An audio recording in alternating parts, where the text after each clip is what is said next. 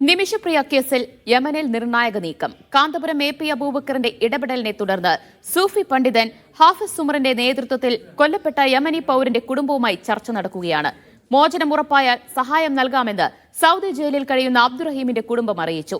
നിമിഷപ്രിയയുടെ വധശിക്ഷ ഒഴിവാക്കാൻ കൂടുതലൊന്നും ചെയ്യാനാകില്ലെന്ന് കേന്ദ്ര സർക്കാർ സുപ്രീം കോടതിയെ അറിയിച്ചു.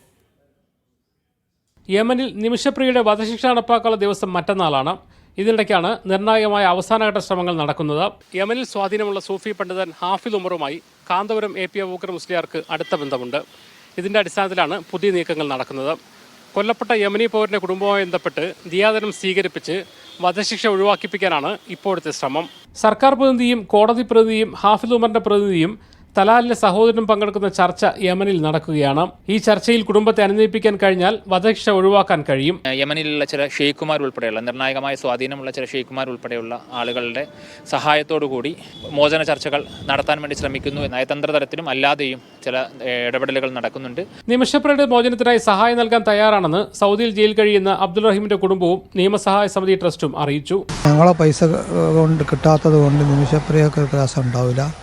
അവരെത്ര ഒരു നിമിഷം കൊണ്ട് അവർ ഇറങ്ങാൻ അത്രയും സന്തോഷമുണ്ട്. നമുക്ക് റഹീമും പിന്നെ നിമിഷമൊക്കെ ഒരുപോലെയാണ്.